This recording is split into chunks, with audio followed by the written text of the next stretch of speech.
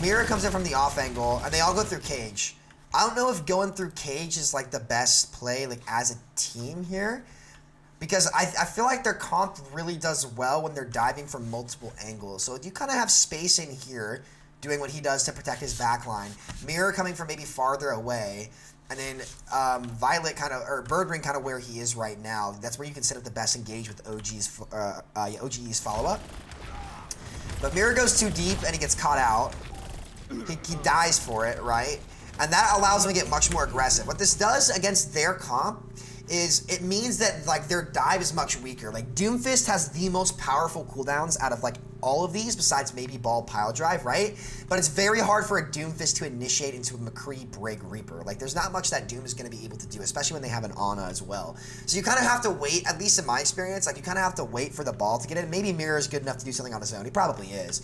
But he did get caught out here, making it much tougher for him. So the shock then rotate to the point. OG goes in for the slam. He gets, look at the resources OG gets when he goes in for the slam. This is what you kind of want to aim for. Let's see here. He comes in. He got bubbled, pre-packed, everything. And he gets a Zarya in there. If their Doomfist had been alive for that, that would have been a kill on Choi most likely.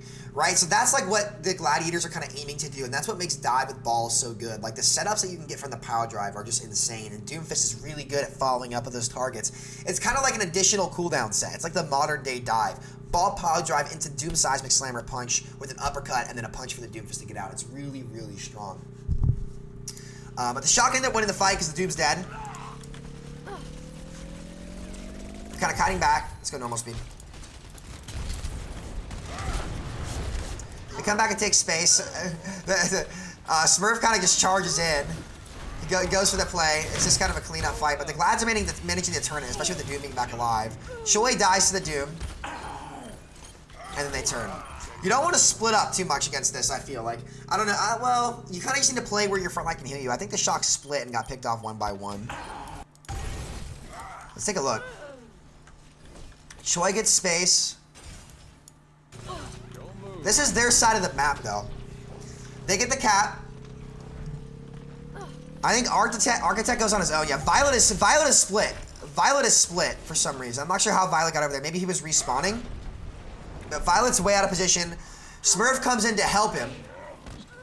He dies, and then this is where they kind of fall apart. Like they push in this way, but the dive has already come back. Where's Mirror at this point? Man, where the fuck is Mirror? Does anybody see Mirror? Oh, he's in the sky! Yo! He went for this rollout, didn't he? He came from here. Look, chat. Take a look. This is a Doom rollout you can do.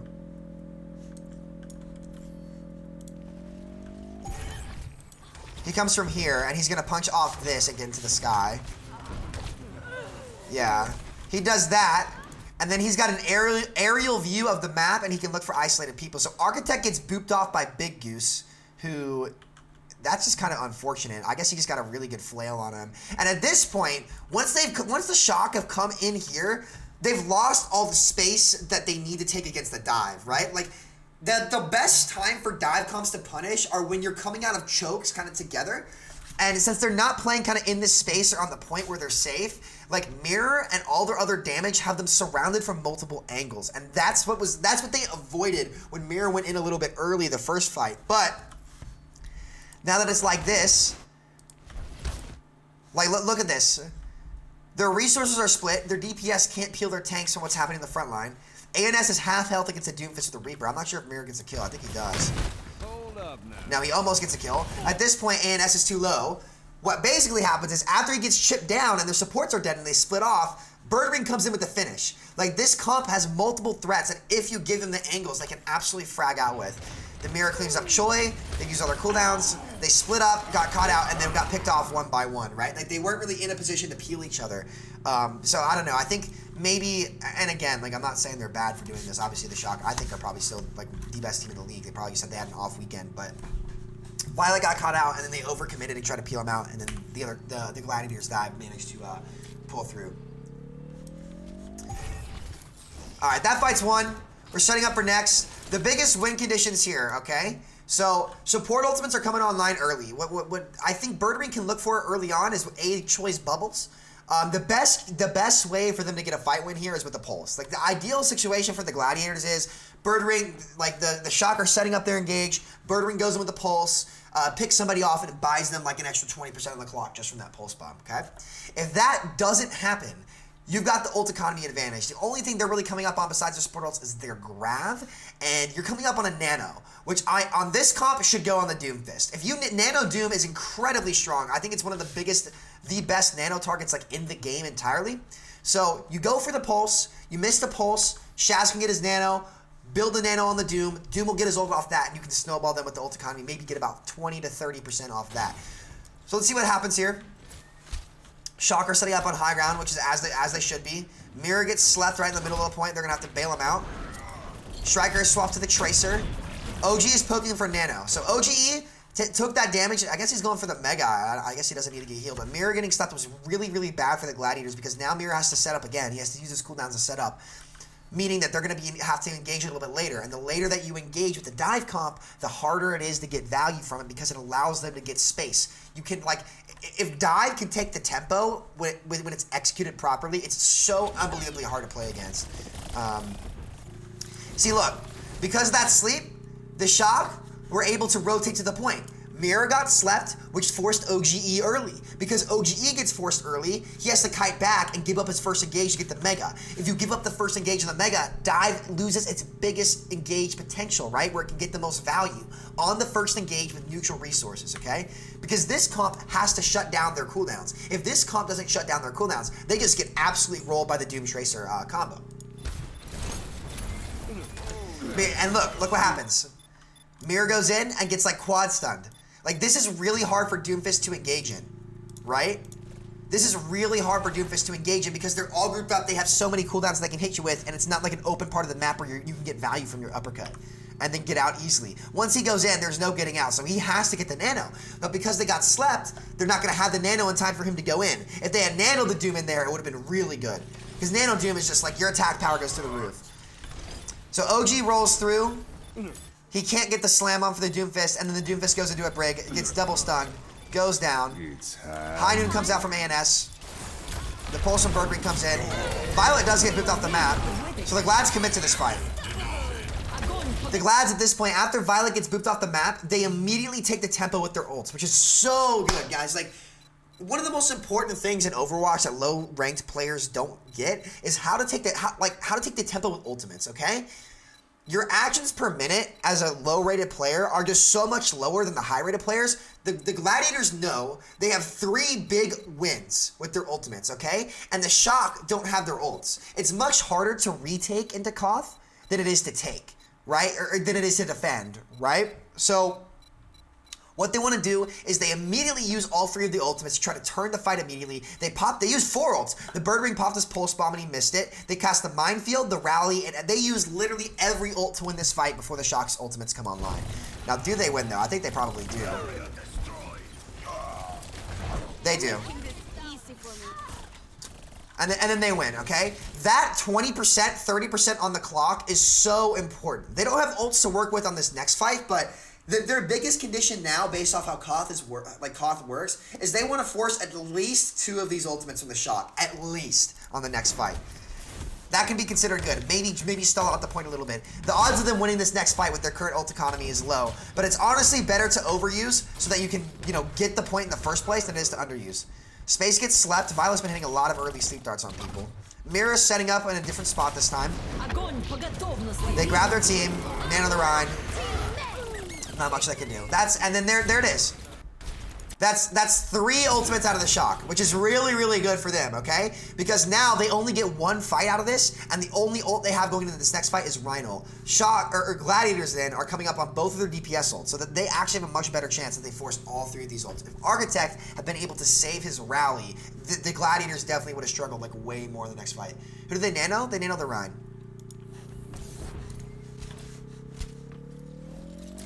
And Birdring setting up. Now the most important thing to do here for the Gladiators is to set up for their dive, okay? Like, retaking with dive is hard. Yeah, okay, good. They swapped to Ryan, okay? OGE knows that you're not going to be able to retake with ball into that comp. It's better to mirror the Ryan at this point. They've just used their Nano Ryan, so if you swap to Reinhardt, they can't run you over. If they had Nano Ryan, it would have been a very risky swap because they would have nanoed the Ryan, and, you know, it's like you just get fucking rolled. Like, there's not much you can do. But yeah, they're gonna retake from high ground is what they should do here. Mira's setting up again, waiting for his cooldowns. They're gonna try to pressure him out here, but he needs to hide. He should be able to get pocketed. He has to use all his cooldowns. Now look, this is what poking out Doomfist does.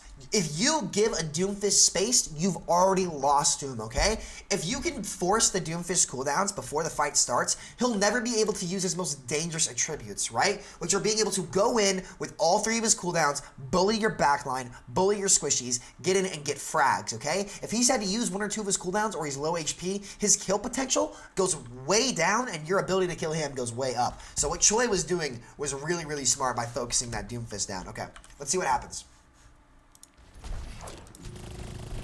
They're looking, they use both bubbles. This is when Mira wants to go. And look, there's another one of Mira's cooldowns. And look at how much this stalls off their engage. It forces Birdring to go to the point, to force point, and Mira still has not been able to set up.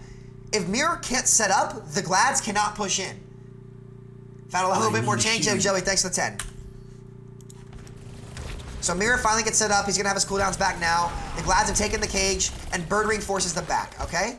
When Birdring forces them back, this is when the Doomfist can go in, okay? When they're making rotations. Like, this is a kill box, okay, chat? This part of the map is a kill box. It's very risky to move through that, especially with your supports. This is when Mira can get aggressive. He knows it, and he goes for it. See what happens. He goes really deep.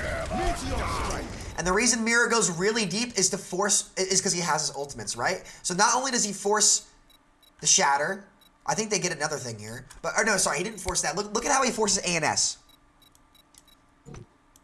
Look at what happens when they're making this rotation. Mira goes in deep. He goes for the Ana. He bullies the Ana. And look at what this does. When Doomfist goes in like that, it forces the other team to...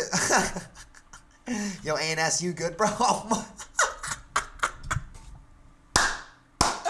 What is going on? Yo, wait. Yo, wait a minute. Wait a minute here. Yo, okay, I needed somebody... Whoa. Overwatch League, keep it PG, boys. I didn't know that's how these guys get down, but whatever floats their boat, I guess. Anyway, look at what it does to their team. Look at what it does to their team. It forces everybody to look at this Doomfist. And to top that off... Shit, dude, I need to get better at this shit. Look at what this does. Because everybody forces Mirror... Because everybody looks at Mirror... ANS is low from the poke. It forces the support's cooldowns on them. So, like, if Architect doesn't have his Inspire up, the rest of the team can't get healed. It forces their entire team to look this way, chat, and look at the angle it creates for space. This is what makes Doomfist so good. And you'll see me try to set this up in my ranked games all the time, guys, right? Like, forcing off angles. If Mirror punishes here and their resources are forced to look this way, it opens up a lane for space to get some damage on their backline on an already low ANS. Space then being a fucking beast in the video game. Space being a beast finishes him off. Choi is half health with no cooldowns. Forces Smurf Shatter. Mirror goes deep because he has his ultimate, right? And he can actually get out if he goes in deep after getting pre-packed. And look how the fight turns out. They might trade for the Brig and the Rhine, but I think Mirror should be able to turn this. Their Rhine dies, Mirror lands in, Architect's out of position, Mirror gets him out, and it's just Choi and Violet. I think Violet finishes him off. Their Tracer Striker finishes off Shaz. Space is going to win that. They've got no healing left. But the double contest on the Tracer should be enough. I think Space will die. And it's just DPS versus supports. I think Birdring just clutches this. I think Birdring just clutches. Pretty sure. Yeah, but the point is, they flipped the point from a beautiful engage. This is how you need to use your resources. Right here, as Doomfist, with Doomfist comps. This is what makes Doomfist so good with Tracer, okay? Doomfist is just a Genji that's not squishy. He's like a second Tracer that's more powerful, but like he takes the role of Genji and dive much better. Birdring forces point. Mirror goes to them and they try to make the rotation. Okay? He goes in and he intentionally comes over this way. He pulls their stuns and their resources. Easy. And then Space can finish off squishies. And Mirror can get out with his ult. Look at this kid. Yo, Mirror, you good, homie? Mirror posted up on them. Oh my god, bro, I'm weak. That's funny. Meteor strike. See you, Jessica. Good night. You need a timeout. But yeah, and that's how they did that really well. And then they can just clean up.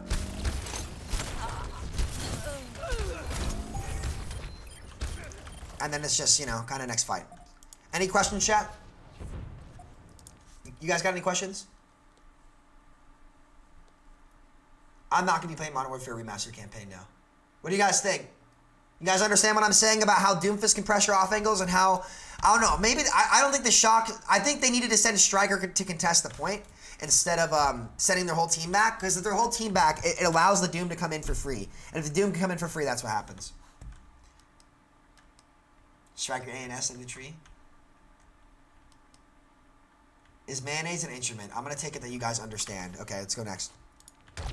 Alright, so this is coming up on last fight.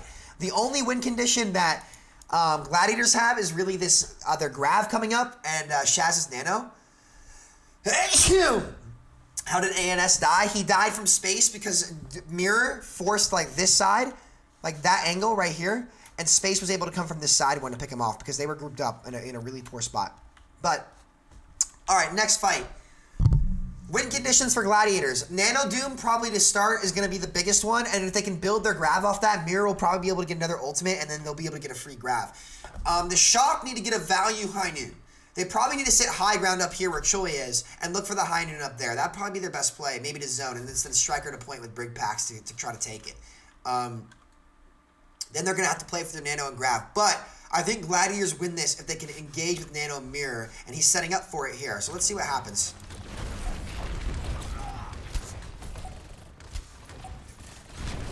They should Nano Doom here.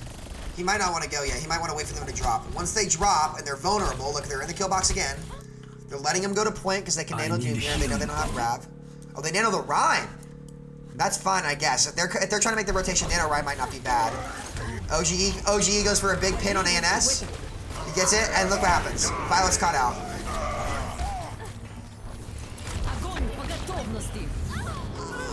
Okay, Mirror goes in. I think Glad's turn this. I think Glad's win this. Mirror should just let Space take the duel even if he dies. ANS comes back. They flip the point. OG comes back on ball. ANS can't touch. Glad's win. Overall on that map, Gladiators had way better execution. I think trying to rotate a Brig Ana into point is just incredibly fucking difficult. Maybe what they should have done, and again, no guarantee that I'm right here. Maybe what they should have done is focused on like winning the fight outside here against the Gladiators frontline first. Like maybe by holding high grounds, because like it's much harder for the Doom to do stuff if your McCree sits here and poke. The only person you need to send a point maybe is your Tracer to force and try to win the fight against them out here. If you can force their supports to try to make this rotation, like this rotation is incredibly difficult to make. But they tried to make it time and time again, and the Gladiators were able to use Doomfist engages and Nano on Ryan or Nano on Doom to kind of like create space and create pressure, allowing Bird Ring to finish targets off and Space to kind of roam free on the map. Like Space, like if you look at what happened to Space that whole round, like OGE and Mirror were just forcing the Shock so much that they just controlled the entire tempo of the game, and there was just no pressure on Space the whole time. Like he was doing a really good job of like punishing the off angles and taking Space as he should, pun intended. The Shock didn't really stand a chance. Violet was oftentimes like caught out. I don't even know if this rotation is worth making. I think you maybe need to focus on winning the fight main first and then trying to go in. Or just not playing McCree there. Because like you have good poke with McCree. I think you can probably play for poke and do well by just sitting on the high grounds. Like, they're not going to be able to engage on you that well after they switch off the ball. So just wait on the high ground, poke them out. You don't have to make the rotation to point. Like you can send your tanks down here, but your support shouldn't leave this high ground. Like, your support shouldn't leave this high ground and maybe have your tanks fight, like, just over here. Have a Striker contest the point from here to where he can get healed and hope your DPS can win the duels. Like, Birdring is nutty, but so is Striker. I think Striker's a great player. And ANS's Kree is nasty, so you need to play to give him space, and he never had the space to work with, which means they were never going to be able to retake the point. Do you guys understand? Any questions?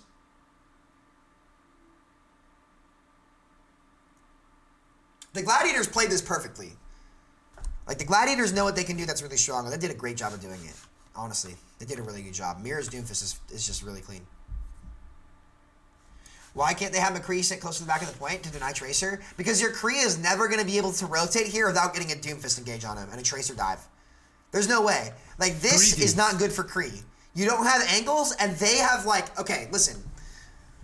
The more space a Kree has to shoot, the better, right? And if you're a Kree in here, look at how close the Doomfist can get to you without using any of his cooldowns.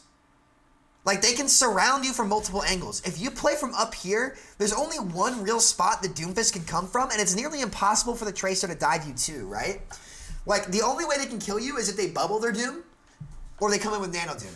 But if you come in here, it allows them to surround you like without like really easily, and it's just hard. Like, it's really bad for a McCree to play from point, in my opinion. I could be totally wrong, but like, I don't know. I feel like it's better for him to stay on high ground or play like, if you're gonna play Kree, you need to play from high ground.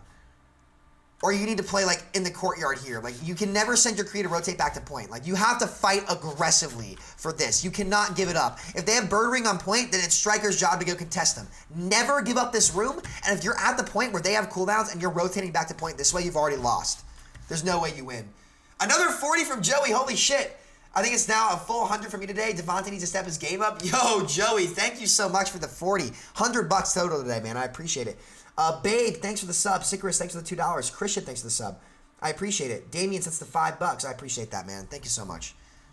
All right, next map, guys. 1. All right, here's where it gets nasty. Here's where it gets nasty, okay? You have ANS on Widow, okay? Now, here are the setups that you're going to want to do. ANS Widow is just disgusting in general. Like, he's probably going to win the Widow duels against Bird Ring. Bird Ring Widow is good, but this ANS guy, he's been hyped up for a reason, and he honestly did pop off here. So, I don't really know. Shock come out in the double shield, which means they can play much more aggressive. It's probably better into the Doomfist, and they have Striker on the Tracer. So, I'm not really sure how they want to play this. I think they want to set up Striker to get poked while double shielding Bird Ring's Widow, which enables ANS way more. So, let's see what happens here. Both teams push for statue because since they have a Widow comp, they want to force the fight out in the open so that their Widow can actually do something. That's why you see them fighting here. Striker goes for a flank, which is probably as he should. But where's Mirror? I think Mirror's aggressively taking this side. Mirror comes in pretty aggressively here, yeah. Striker's not really in a position to do anything. He gets behind them. Mirror goes in aggressive. And this is what I like about the Glad's play, okay? They are going to lose this fight, but look at how they're playing the Doomfist, chat. They're playing aggressive. They're taking the tempo. They're forcing the Shock to fight for every inch of space that they can because they know if they give Mirror the space to do work, he will put in work. And that's how you play around the Doomfist, okay? Doomfist is bad if you don't give him space. Teams that play aggressive and get their Doomfist space are teams that really frag out and play well.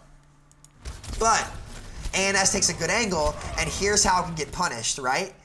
Here's how it get punished. You put a Widow on the off angle, and you shoot them down as they try to take the space. That's like a really good way to do it. And look what happens. ANS just kind of frags out. Striker gets the kill on Bird Ring, and ANS gets a really aggressive angle, and he continues to free shoot. Let's take a look at ANS's POV real quick. I remember watching this. So he comes up here.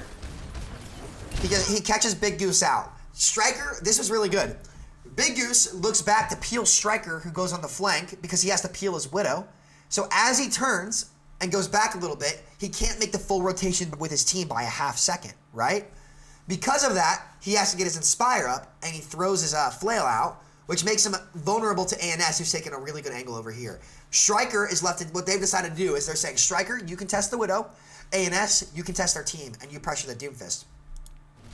So he gets the angle, gets kill on the Rhine, and look at this. They just get a little too greedy, and ANS gets the kills. And there's no way they can retake. Really good play from the Shock. ANS's mechanics are really good. They banked on him. They played it well. All right, let's go next fight. So, take a look here. No team really got any ults because that's usually how Widow fights work, right? Like, if a Widow gets a couple picks like early in the fight, then it's going to be another neutral fight for the first like 20-30% like going into fight. So, nothing to really do here. It's going to be really hard for the Glads to retake with this comp. So Birdwing does swap to the Tracer. He's not going to try to retake into the Widow, and playing Widow into double shield is just not as good. So what the Gladiators opt to do is they opt to play dive, and I'm pretty sure it actually comes back to bite them, and it's really, really hard. Like ANS with the space that he's able to get, what angle is he taking? Is he taking a really aggressive one to start? Where is he? Oh, he's way back here. Yeah, he's going to play from this. The second that they swap to Tracer, the Widow can take a much more aggressive angle. So the Shock's goal is to force the fight in their Widow's LOS while denying Mirror space. They don't want to give Mirror space, okay? They have Orisa Rind with Brig Ana, meaning that they can hold better against the Gladiators' frontline. So all they need to do is force fights where ANS can shoot. If they do that, they're just kind of banking on their Widow to hit shots. You either hit the shots or you don't. And ANS, knowing ANS, he can hit them consistently.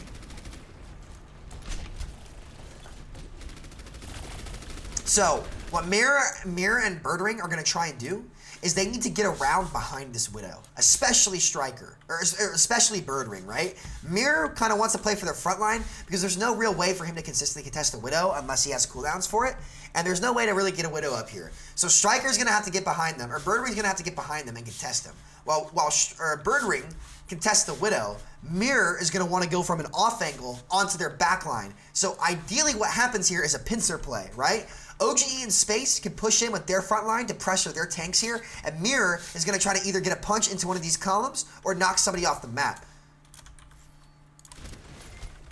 We'll see how it goes, but he's got to be careful for the Widow. See, Birdwing goes behind. Mirror comes in, looks for the play here. But ANS does ANS things and frags out, right? I think Mirror might need to, like, it's risky. Don't get me wrong, it's risky to come from here when there's a Widow shooting. It's really risky. But if timed perfectly, that's really your only way to retake, right? Because if you try to, I don't think you can put all your resources here from this side going into double shield. I think you need to send somebody from point to try to catch out one of their backline. And if they all turn for you, that's the chance for your front line to come in. But if you want to take a look at ANS's POV, the dude's just a fucking insane player and he just frags out. Look at what happens here.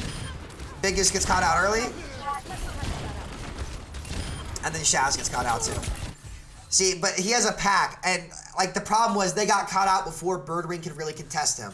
So now he's just kind of free shooting, right? You can't let a Widow free shoot that's uncontested up on that point, or they just kind of win the fight. So now we're coming into the next fight. The Shock definitely have ult advantage. You have Pulse Bomb, Walls. You have pretty much 5 ultimates online. Well, if you look at this fight again, Big Goose got picked off twice early, so he's not going to have anything on the rally. You're coming up on your Nano. You're not going to be close to Grav because space can't get charged, and it's really hard to play Zarya into the double shield and OG has Shatter. But I don't know. It's not looking great for them this fight. If the Widow pops walls, that's pretty much a free 10 to 15% because you don't want to push with this comp into Widow walls. Like, they're probably just going to stall it out and wait. It's better to just wait than push it out. So Birdwing just resets. The Shock are pushing up, trying to kill space so he can't get out with charge. Maybe he'll switch. I think Birdwing might go back to the Widow here, honestly.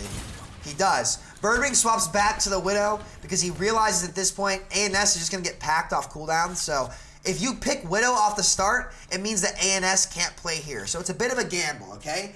Do you, as the Gladiators, want to play Widow into a really good Widow that already has walls, right? It's a really risky gamble. But here's the benefit to picking Widow of your own. If you pick a Widow of your own, ANS can't just sit from here and free shoot. He has to play low grounds, he has to play much more conservatively, meaning that Mirror can play way more aggressive with space, okay? Even if you lose the Widow duel, as long as you are alive as Widow, in the other Widow's head, they know that there's a Widowmaker alive on the field, and that if they make the slightest mistake, their life could be over like that, meaning the fight could be turned in your direction. And that's kind of why you want to mirror Widow into Widow. It really depends on your comp. I agree with the Widow pick over the Tracer pick into that. It's very hard to play it in double shield, but you need it to zone ANS, and you're basically playing to zone until Mirror can make something happen. They've got Nano Doom. Really the best way for the Glads to win this are either Nano Ryan or Nano Doom. It's risky to Nano the Doom, but we'll see what ends up happening this fight. Should Space swap off Zarya here? I don't think he needs to. I think Space is such a good player that he can get away with it. All they need is to make one good engage. If they start off the fight or the Shock make a mistake and Space gets charged, like, it's kind of a snowball effect with Doom Zarya. Like, enable your Doomfist and he will frag out. Zarya and Doom do go really well together, so we'll see what happens. He's already halfway to the grab, and at this point, you don't want to swap off because you're kind of banking on your grab to win a fight. You need your Nano Doom to win this fight, and then you'll have grab in the next one to win. And I think he got out with charge. Alright, ANS pops walls. They're going to slowly push into it, playing behind shields. Big Goose is really low again. Big Goose is probably going to die. Oh, he gets out. Mirror goes in deep. They nano the Doom. And he just goes in deep. And that's what Doomfist does best. And that's why you play Doom. Nano Doom is just so unbelievably good. Let's take a look at what happens here. They nano the Doomfist, and this is what I mean by a good engage. This is all it takes right here. Their Brig is caught out. Where's Mirror playing? You're playing on the shield. You nano your Doomfist, pack him, and the Widow can't do much to him. He goes in. He goes for the Ana. Let's take a look at his first-person POV of this. Look what happens. He's gonna get his. If you nano Doom, he'll get his ult, right? If he gets his ult, he can make a play. He's in here deep. He's able to get the Ana. Pops ult with no cooldowns. And then he can contest the Widow. Nano Doom just absolutely rolls Widow. He goes in, gets his cooldowns back, finishes the Widow. And he's gonna be able to get this break, I think. Brig dies. One fight. Alright? And that's kind of your win con. And again, like that's why you play on a Doomfist, right? That's what Doomfist can do to the other team. They can pressure the backline, and you saw what happened when he went in. It forced literally all of them. It forced Violet, Architect, and ANS to all look at the Doom. So you basically immediately force half of their team to look at you, or else they just completely lose the fight, allowing for Space and OGE to make a play. That's exactly how they won the first map, right? Mirror goes in deep on an off angle, or uses his ult and goes in hard. Space can then get in with an angle, an off angle, and create a lot of pressure, and Space just has all the space in the world. If you make Space for Space, he's gonna carry the game. He's just a crazy good player. That's how good the guy is. And you'll see what happens. You'll see, like, if you look at Volskaya down the line in this match, and all these other maps where Space and Mirror, like, just go in super deep, Mirror's fracking out, and Space is just pounding in damage from off angles. It's a nasty combo. Like, I don't know. I don't think any team should sleep on the Gladiators this season. If this is how they can play, I think Mirror was such a good pickup for them. The dude was cracked in contenders last season, and, you know, I don't know. Don't sleep on them, but let's go to the next fight. But Shock have ult advantage this fight. The only way that I think Glads can turn this are either a really good shatter to build their to buy time to build their grab and their rally. Like, they have Nano, Rally, Shatter, and Bongo. The only problem is, though, is I honestly don't think Widow Tracer is good. I think you need to play Doomfist. Like, I don't think Widow Tracer is good because I don't think the Tracer gets as much value as the Doomfist does from Nano or the Bongo. Like, Doom is just so good at forcing stuff. Striker's a really good Tracer, but it's a question of which hero is better, and I'm not sold on the Tracer. I don't know. We'll see. We'll see. I'm not doubting Krusty at all, but I don't know. If you look at what Mirror is able to do with Doomfist, it's very hard to argue against, like, every 2 to 3 fights having that kind of power and space-taking ability. Look, and Violet gets caught out. That's a free fight win. That's what Doomfist can do. Doomfist is so good. If you make a mistake with positioning and space-taking, like, Doomfist is just unbelievably strong. Like, Violet made a mistake, overpushed for a sleep. Doomfist immediately capitalizes on it, and then that's another fight win. That's 20% off the clock. Genji could never do that. Genji is the forgotten hero? No, Genji is just bad in mid-fights. Nano Blade is good, but Nano Doom, the standard, gets just as much value, and Genji cannot compare to what Doomfist does mid-fight. Well, okay, no spam, bro. We know Gladiators lost a soul. It's fine. I think this game is better to review, though. So, again, Violet's caught out. by Mirror, who makes something happen, and that buys him 15% of the clock. And you know what that pick does, chat? Because Mirror picked off Violet, that allows Space and Big Goose to buy time to build their rally and their grav, meaning they can actually stand up to these ultimates. These ultimates aren't nearly as good because these guys finally have their ults to respond to ultimates. In Overwatch, you need to use ultimates to respond to ultimates. All right, let's see.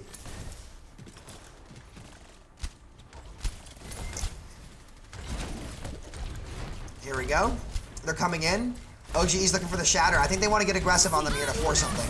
They force their ults. OG's probably going to die. He gets a shatter and dies for it. I think he was a little too far up. But I think the Gladiators are able to turn this with Rally. They want to commit here for some reason. I don't think... Is Violet back? Where's Violet?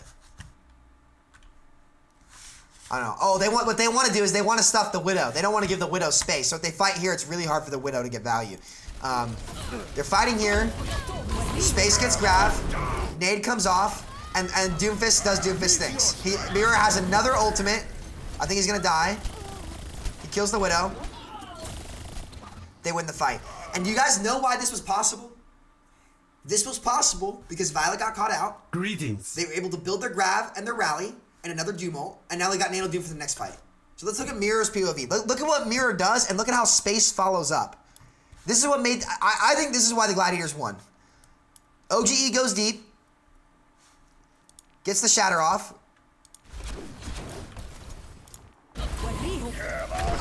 He dies.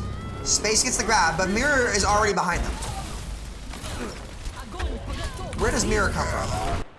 I want to see this. Mirror is flanking. Look at the setup from Mirror. He's already set up in the space. He uppercuts in and sets up here. The Widow goes for a shot.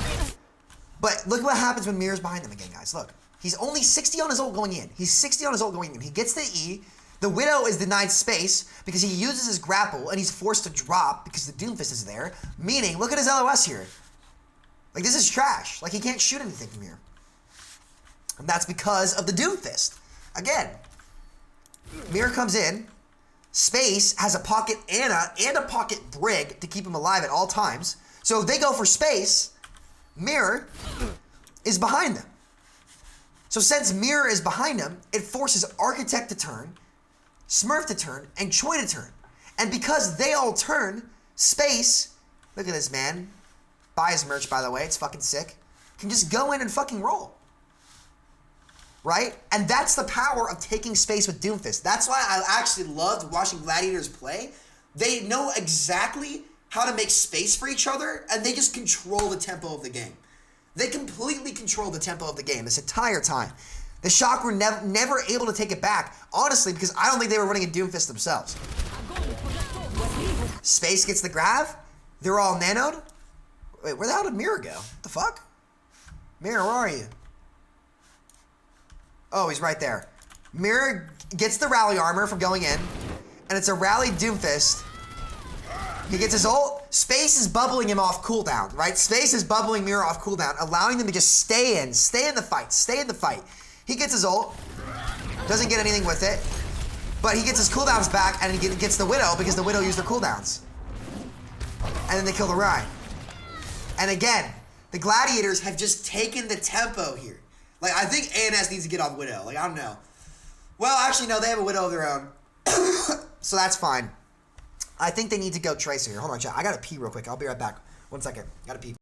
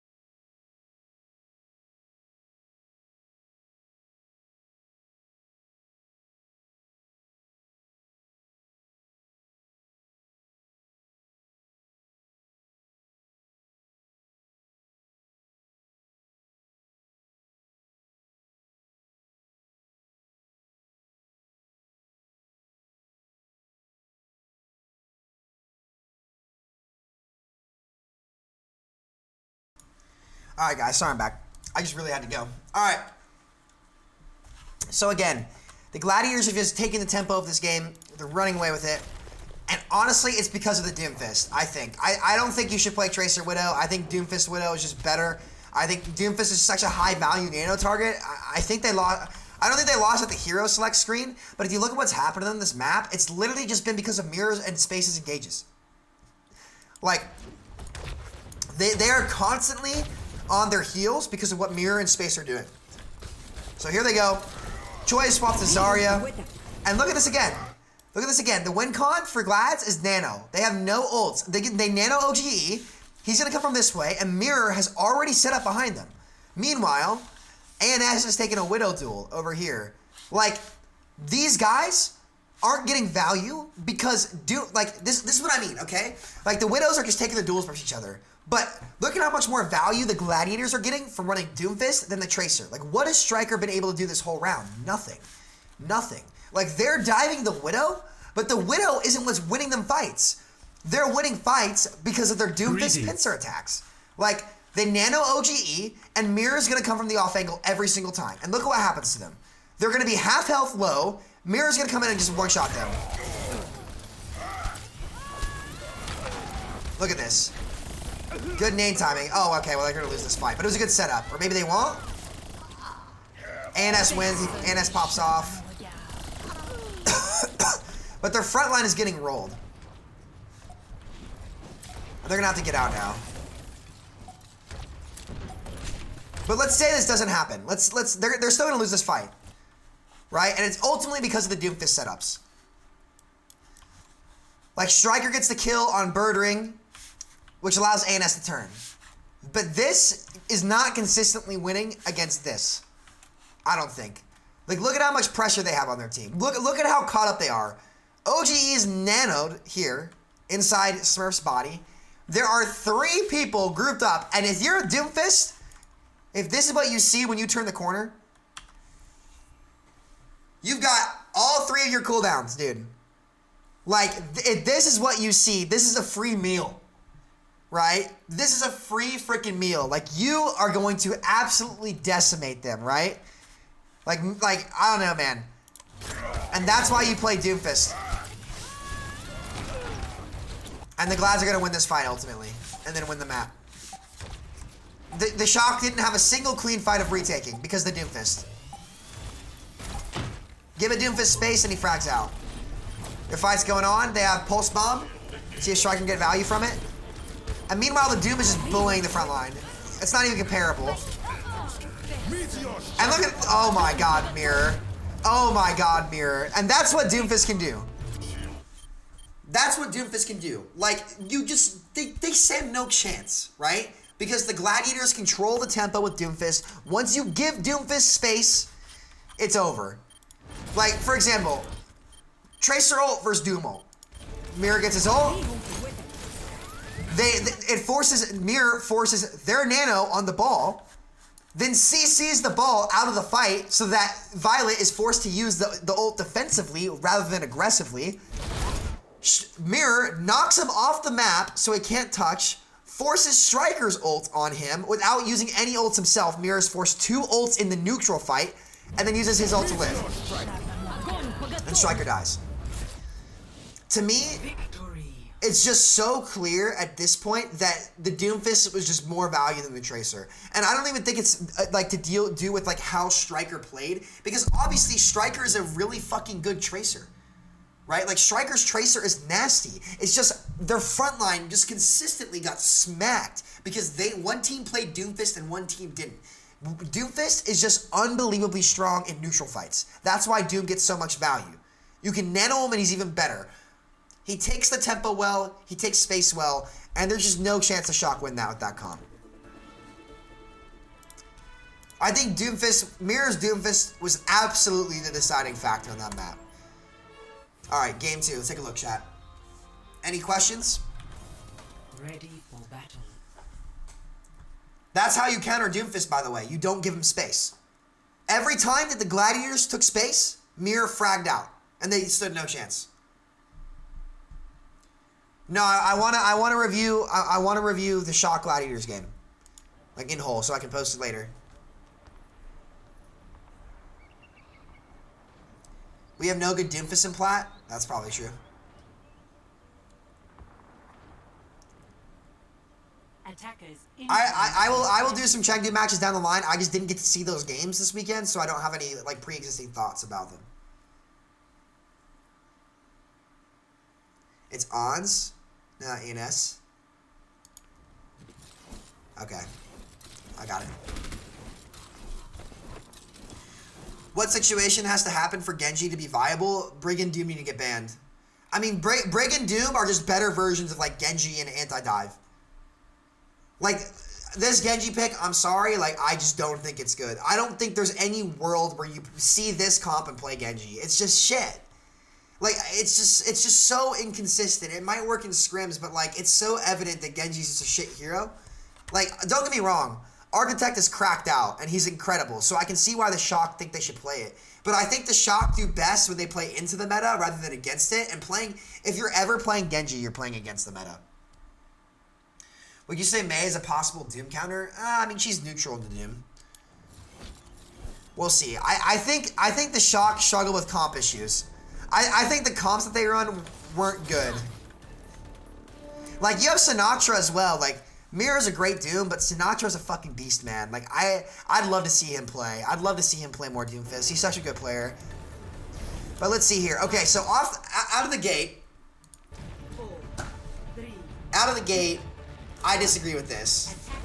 Like, I see what they're trying to do, but once you see the Brig Hanzo Sigma with Zen, you just don't play this, I don't think.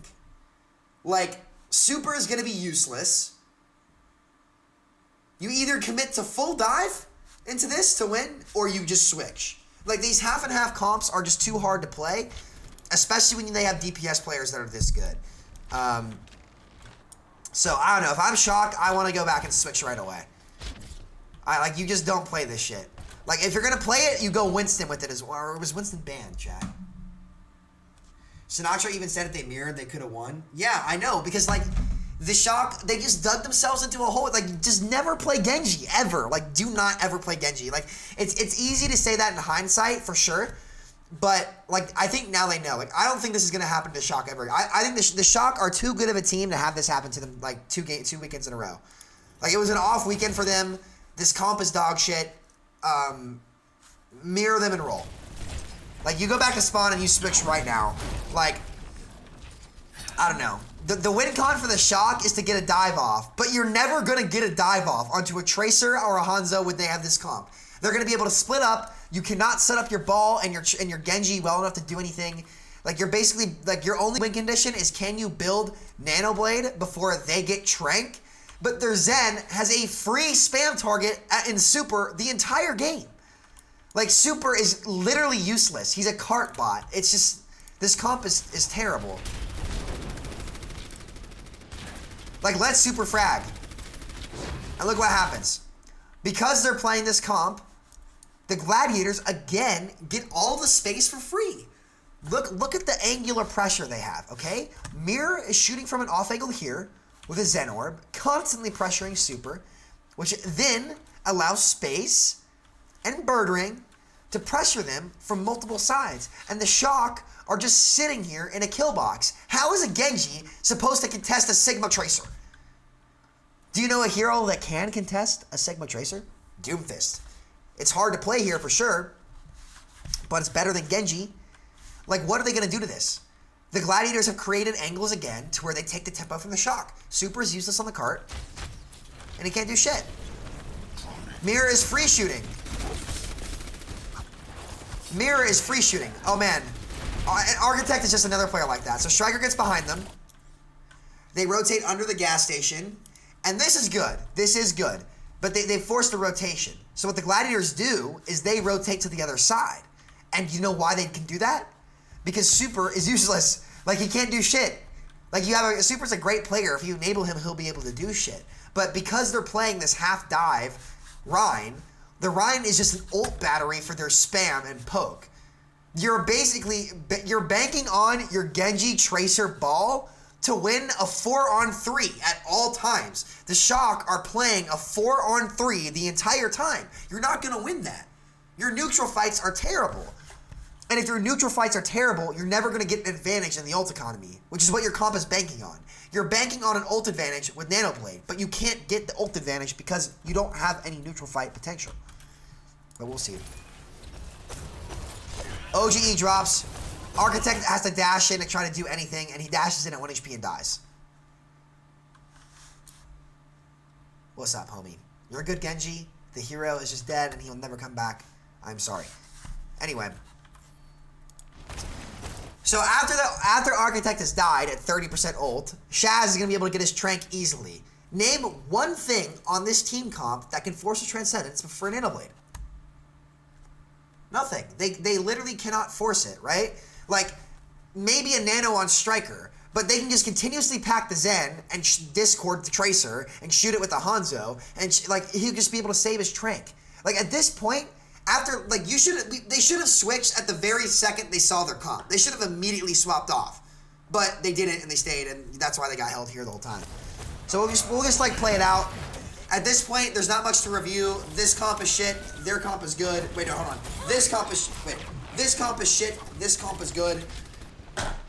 There's nothing to say. They get snowballed with ults. Their neutral fight is so bad, they just don't stand a chance at winning. Super is literally useless. He can't do anything. I'm not saying Super's a bad player, by the way. I'm saying, like, his hero is useless. There's nothing he can do.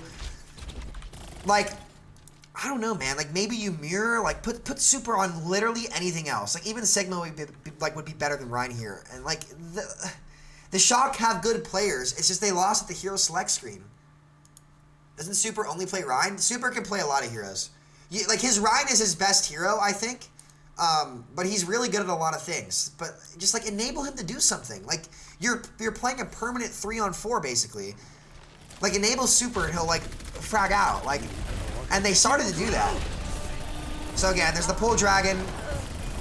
And look what happens with ult economy. They pull Dragon. That's another 20 to 30 seconds off of the clock, right? And they're able to just use one ultimate at a time to just win. Because the Shock literally cannot do anything. They just can't. They have no chance.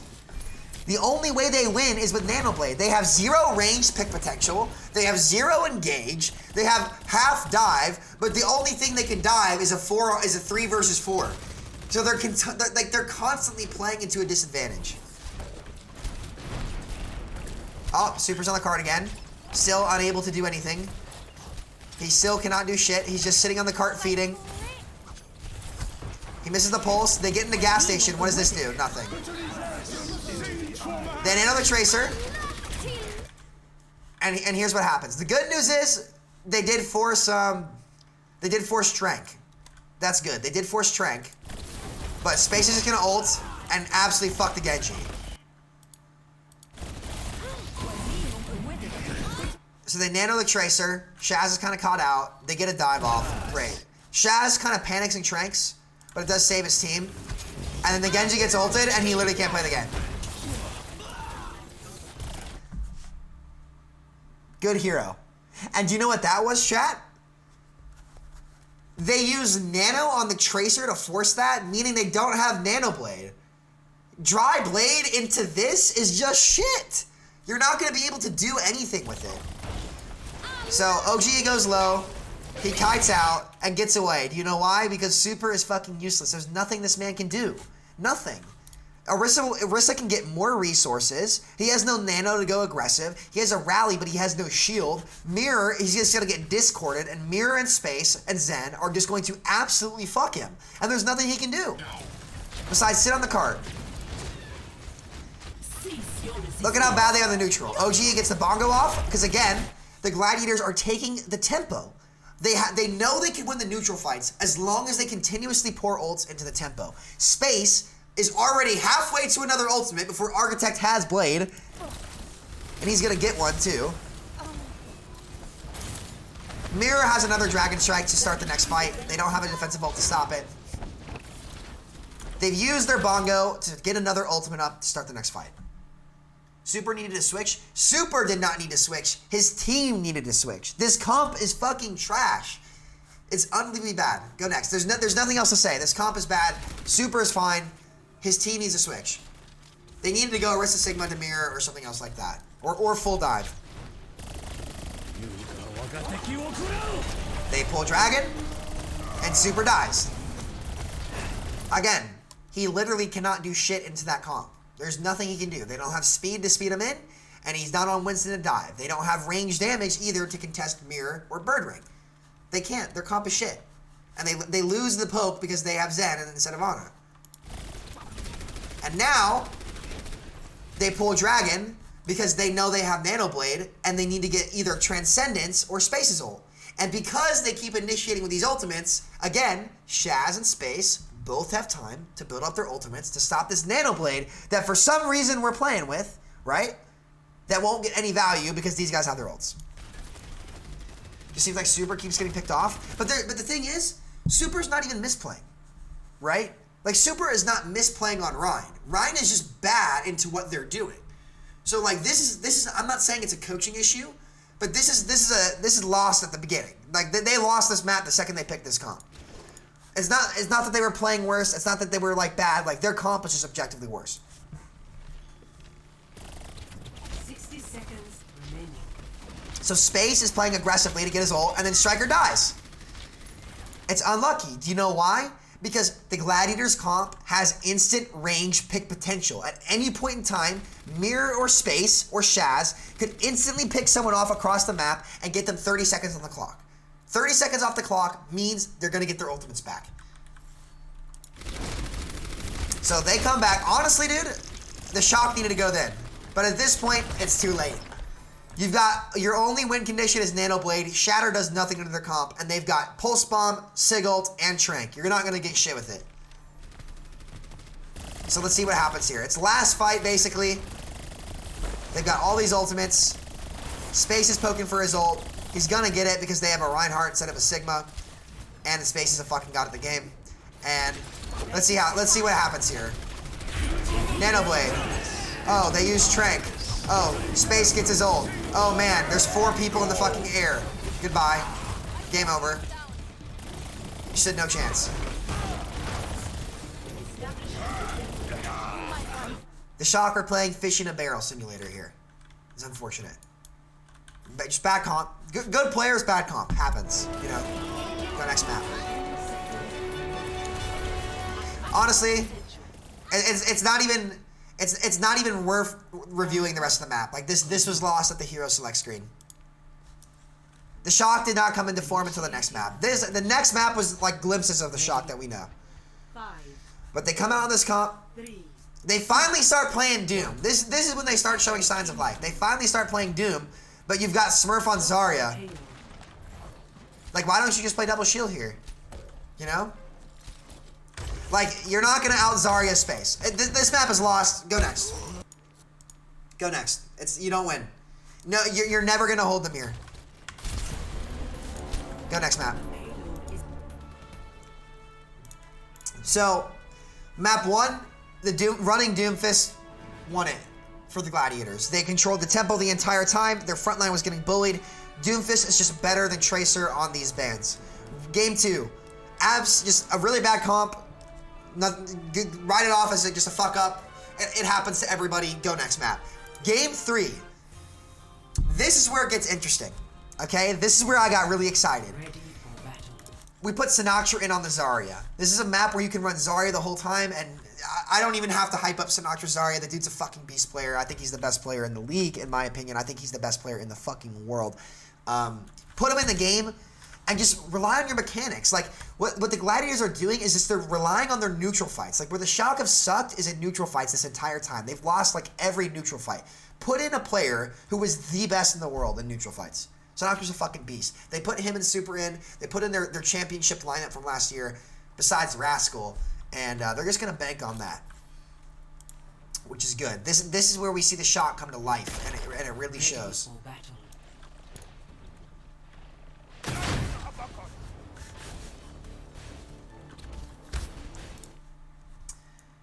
Coach for the Overwatch League? Maybe I could be an assistant coach in Contenders or something like that. I feel like I could coach at a contenders level. I'm just not interested in doing it. I'm way more interested in like VOD reviews and stuff.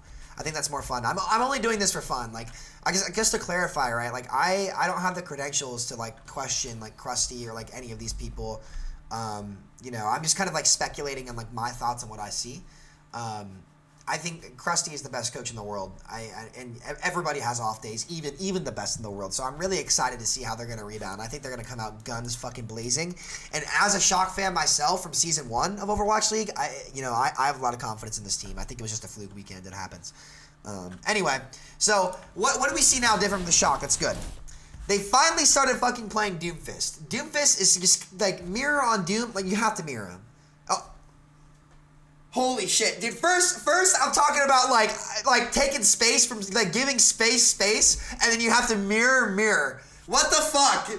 What the fuck is going on? The Gladiators are trying to do this, man. What's with the LA teams and doing shit like this? Holy fuck!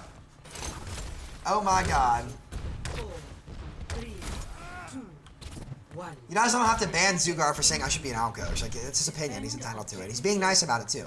All right, so what do we see from these comps, okay? The Gladiators are playing... Oh, my God, the Shock stopped playing Doomfist. Holy fuck. The Gladiators are playing Ball Zarya again, okay? So it's actually a pretty good read from the Shock to play it like poke because you can actually poke since they don't have a main tank, right? So you play for Architect to get picks. I don't know about the Reaper. I think Tracer would be better, but that's fine. Reaper, actually, no. Reaper works here. What Reaper's really good for is like you can instantly TP and contest the Ana. It's better than Tracer in that sense because you can get to high grounds really fast. So, interesting comp. The Shock need to play off of Architect and give him room. The thing is, the win condition for the Gladiators in this neutral fight is OGE in space, denying this space from the Shock and forcing them to stay here. The thing is, if you give Sinatra charge, he's gonna fucking pop off. This is the best place for Mirror to fight, right here. Is if their DPS and squishies are stuck here, and he can get aggressive right here. So that's going to be the goal for the Gladiators. Let's see how it happens. They give him a lot of room. OGE is flanking. Mirror's going to get fucked. But they get the nade kill. He should have died. God, that was such a good play from the Gladiators, though. What happened? This should be a kill, I think. So Mirror comes in. OGE comes from behind them to boot their supports in so they can get assassinated by Birdring and company. So Mirror's going to come in here. This is risky, dude, honestly. When they have double stun, I guess Space can bubble him. So what they're doing is they're not worrying about bubbling OGE. They're bubbling Mirror. And again, like, if Mirror goes down while forcing the sleep and the bash and the stun, Space and OGE with Birdring go in for an assassination. So let's see what happens here again. Mirror comes in. Architect's looking for him. He shoots him. Super tries to charge him. And he misses. Oh, shit, I didn't see this. That's just unfortunate. That would have been a really good play if he landed it. But that was like... I think Super here probably just needs to try to keep his shield up and deny the Ana. Because if the Ana lands a nade, which she throws, it kills everybody. Let's get 0.25. So look. Huge nade. He kills Architect with it and antis Violet. So when that happens, Mirror will be able to live. Because he still has 2 cooldowns to get out. He's going to punch out. And honestly, like, I don't think Super should have charged there. It was a risky play. Could have worked. I think he needs to bank on his stun here, and his stun here, and his bubble here. And just deny the Ana nade. Because the Ana nade happens and his whole team gets fucked. But it happens. They just, you know. Again, Gladiators are winning the neutral fight. Super dies. Go next. Happens.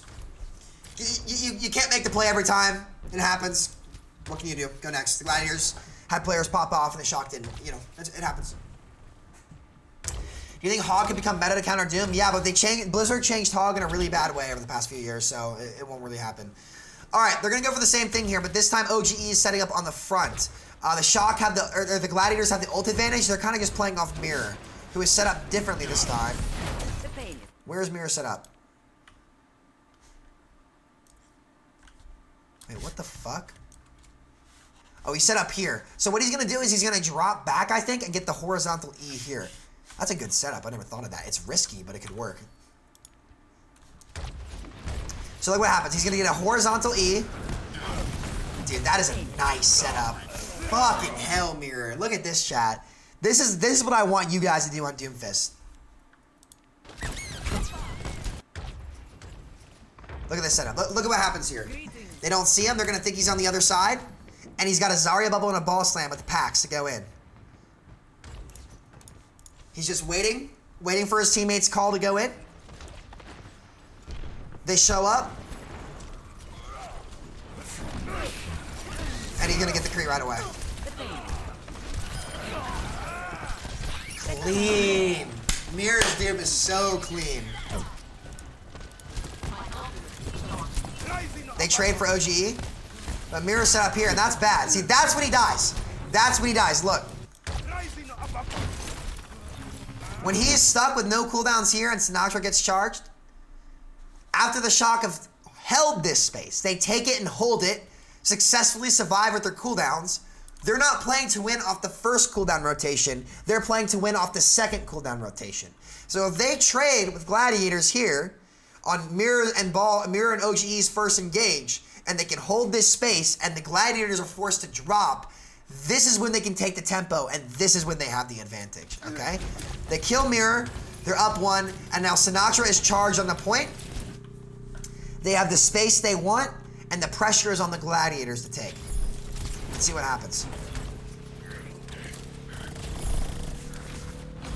Birdwing's poking out from the side. They get 2 ticks. OGE comes in. Space is on high ground, which is good for space. They're just holding it here. I think they're going to lose this, though. Good charge from Super. Doom comes in. Space kills Sinatra.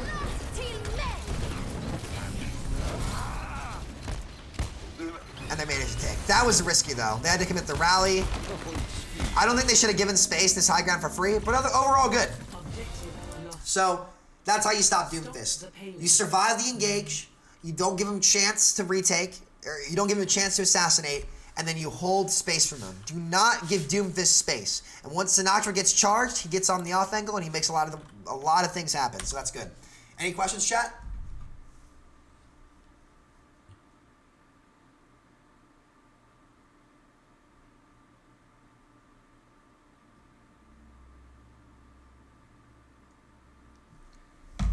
Any questions, guys?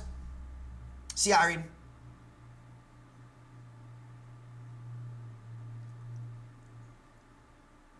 Yeah, I think they need to rework Brig, Doomfist, and Moira.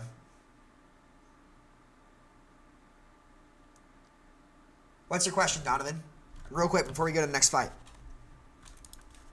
Architect did a ton of damage? Yeah, exactly. Like, once you get your McCree space, like, once you force them back and your Kree is shooting from mid to long range, that's how the shock will win.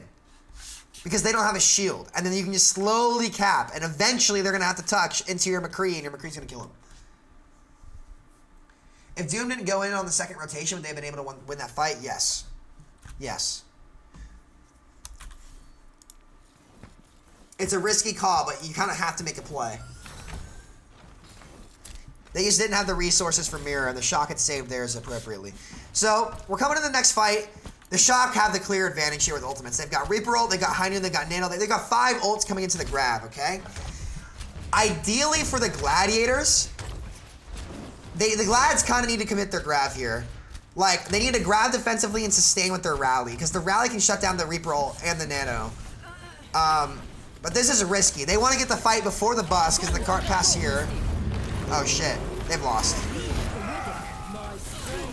They've lost. That's good for them. So what went wrong here is Violet's Nano. So if the cart passes this bus, chat, you don't have a second fight, right? If the cart goes past this, you do not have a second fight. So you need to fight before here. The Shock want to win early with their grabs, so the Gladiators can't build DPS ults. It would have been perfect if Violet had been able to save the Nano. Because if you can Nano Reaper or Nano Kree in the next fight, that's how you win. But, unfortunately, they nanoed Sinatra because he was going to die.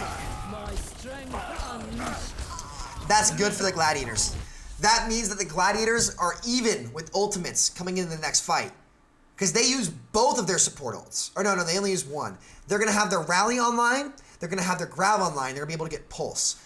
Into the Shatter, High Noon, Reap Roll. The Reap Roll is not a good ultimate for ult economy because you can't use it to initiate. You have to use it like mid-fight, right? So I don't really count this ultimate. Now you're looking at High Noon, Shatter coming out from this team. High Noon's only really good with speed, and you can't speed it. And Shatter, well, you know, it's also situational. So if you're going to High Noon, you're going to be vulnerable to their DPS. But they have the rally to pack and grab.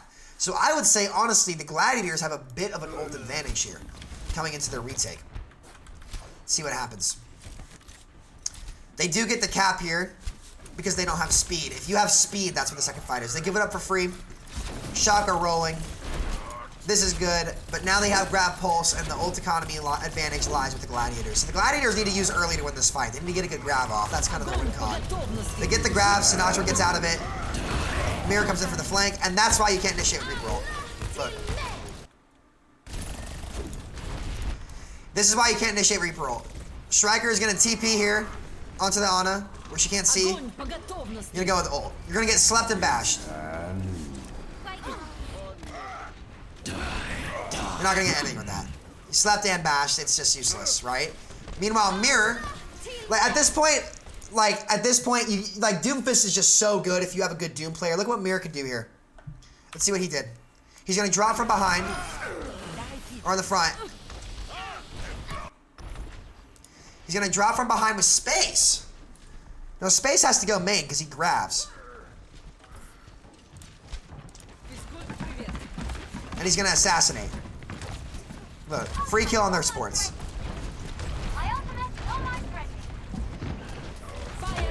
Space grabs, a Space grabs. There's that. Architect cancels the High Noon to get the stun off. But he can't focus the target. They're just playing so well with Doom. They're playing so well with Doom. And that's how you play it. Glads win that fight as they should. Coming into this next fight, they've got the Nano Doom. Sinatra's gonna have grab soon. So if you're Gladiators, they're gonna hold their high ground as they should. This is really good, because here's why you want to hold here. If you can force their ultimates here, it takes more time off the clock in terms of ult economy, right? So what they're gonna want to do is they're gonna want a Nano Mirror. I think they're going to want a Nano Mirror or Space. I don't think they need a Nano OGE because he's got the Shatter. In terms of ult economy, you want to just enable your Doomfist as much as you can. So they're either going to Nano OGE or Space. Or Mirror here. There's the Nano and OGE. He's just going to run them over. And if OGE runs them over, look what happens. It forces every cooldown. It forces this stun, and this stun onto OGE. And if Doomfist goes into McCree on a Brig with no stunts, look at how aggressive Mirror can get. He ults, and he's just going to get out. Yeah. And he's going to die, though, to the Reaper. Interesting. And they're going to overcommit there. They're going to split up. They overchased. But they're going to be able to set up for the last fight. They let Striker push the cart. They overchase. But again, it's that type of engage that's been winning them these games. Just the pressure from their front line that allows Mirror to do shit just makes me question why they don't run a Doomfist to counter CC this. That's my question there, but I don't know. They're going to Nano Sinatra, get the grab off. It's a one fight. If they've got Nano, Rally, Grab coming in to snowball, right? They can afford to use, ideally you just Nano Grab or Rally Grab so you can save the Nano for the next one because they can't stop it, right? Because you kind of want to, I think you save the Rally so you can rally when they grab you and survive the Doomfist, but it's kind of a big snowball here because they're not going to have a really good retake, so maybe you'll be armored up for the next fight. This is not bad, but it might not be perfect. You've got High Noon to zone them off the point for last fight, and since they don't have speed, that's fine. You just pocket him with the Brig, and he'll be able to pop off, so the Shock should have this cap in the bag. I think they do end up capping it. Striker's going to be able to pressure from off angles. Sinatra is doing Sinatra things. And again, this is why I think Sinatra should have been playing from the start. I think if they played Sinatra and Zarya from the start, his playstyle counters Doomfist. We all know Sinatra as this super aggressive Zarya player, right? He gets super aggressive. He denies teams. He does a great job. If Sinatra is super aggressive, it denies Mirror space, right? And if Mirror doesn't have space, he can't use his cooldowns to get onto their backline. He can only use the cooldowns to kind of dwindle in and out of the fight. Sinatra's playstyle is just perfect for this, and this is why they're capping with 3 fucking minutes. They take the tempo. They get aggressive. They say, fuck you, Gladiators. I'm taking the tempo, and you're not going to control the fight. We're not going to let your Doomfist do whatever he wants. We're taking the tempo. You're not getting the space you need for the Doomfist to frag out. We're going to win the game. That's what they do, and they cap with 3 minutes. Zoning high noon. They can't touch. Tempo taken. That's what they need to do. Sinatra's the perfect guy for it. Honestly, I think they might have been better off a Striker mirroring Doomfist, just to fuck with Mirror. But maybe, I don't know. I don't know. Overall, much better round. Much better showing from the Shock. Ready for battle. Let's see. Who do we want to spec here? I think Mirror comes out on Reaper as well, because Doom is going to be hard to play. And the Shock are on the defense here.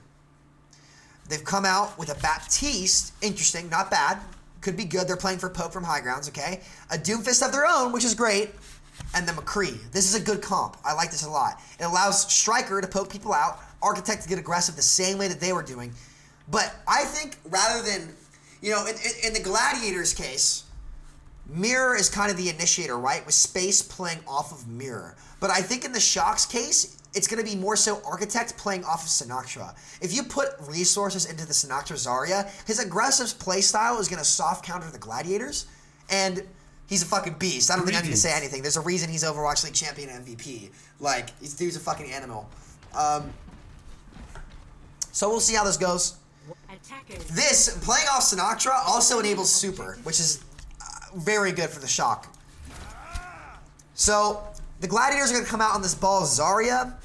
I agree with Mirror maybe not wanting to play the Doomfist here. It's probably going to be much harder. Reaper is good attacking this point because you can instantly TP onto this high ground and create pressure. It's something we did on Triumph against teams that ran Doomfist against us on this point. Like, for example, Second Wind liked to play Doom on this point. They had Speedily, who's easily an Overwatch League level Doomfist. What I would have to do is I'd have to play the Reaper, and what I would do is I would get up here, and I would be able to force their supports to drop and contest their dive tanks from point by poking them out here. And it was just immediately easier. So Reaper's ability to contest high ground is why he's run here, in my opinion.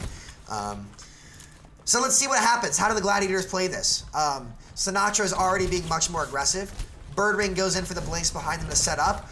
Ideally, you need to force these guys down here. You have to ignore Sinatra, don't let them get charged up, and force them down. If you force these people down, you're in great shape, but it's not going to be easy to do.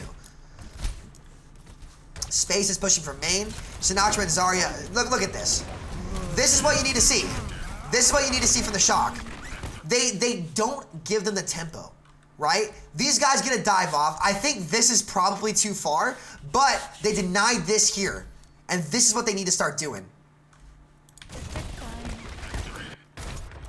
This is what they need to start doing. Right off the gates, they see the Ana in main and they go for it. They see space here and they collapse. They rush them. They don't let them take the tempo. They're faking under and they start to come main. They see the Ana, and they say, fuck it, let's go. Like, Shaz is way out of position here. He needs to be playing back left to where he can kite. And all of them come on him. And he's just dead. Tempo taken. The counter dive here and the peel needs to come in. There's the immortality field. They should be able to survive. If you guys all draw main together, you're going to live. They did split up a little bit, but they don't have the Doomfist to punish you. And they die. Super does die too to Mirror, but they should all get out. But Violet, what is Violet doing in here? If they had just all regrouped main, they would have been fine there for sure. Crisp, thanks for the sub, bro. Welcome to the channel. TTV, Bam Bam, welcome to the channel, bro. Christian, welcome to the channel. Player John, Easy Y, and Alex, welcome to the channel, guys. Thank you so much for the subs. I appreciate it. But yeah, Violet's out of position. Overall, really good from the Shock. They just went too deep, and they needed to all collectively come back into their main and set up for the next fight. Because now look, the Gladiators have spawn, and they lose their setup because Super died. And Violet died too. Like they would have been set up just fine.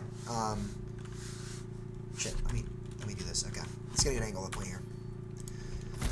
So now Space is pressuring the Doomfist and the Doomfist dies. See, they force the Doomfist early so he gets killed. Sinatra gets booped down. And it's just like they have all the angles and all the space. The Shock can't retake this. They're gonna have to fight close third. Unless they get Nano, maybe they can. Their break can die, maybe. The Nano Sinatra to retake. Wow, there's no way they retake this, right? That's why you put Sinatra in the game, dude. Jesus, dude, that is why you put Sinatra in the game. What the fuck? They by all means should have lost that, but again, the reason they retook is because they took the tempo with their ults. Moth popped his ult, and they nanoed Sinatra. If the fight has not been decided, ultimates in Overwatch can turn immediately. To use your fucking ults, chat. Press Q. Get in there. Get aggressive. You use your ults, you win. Nano and Sinatra. Put the game in this kid's hands. They have control of the neutral fights for now. It's good. Dude's a fucking beast. I don't know. I thought they were going to lose that fight, but Sinatra's just that good. I don't know. Put resources into your carries. That's what the Gladiators were doing. That's what the Gladiators were doing with Mirror, and that's why they're up 2-0. Like, Mirror was just able to frag kids the whole time. Nothing the shot could do. But now, they're doing the same thing. Just with different players. Ultimates are game turning and tide turning. You want to turn the tide in your favor? Use your ult.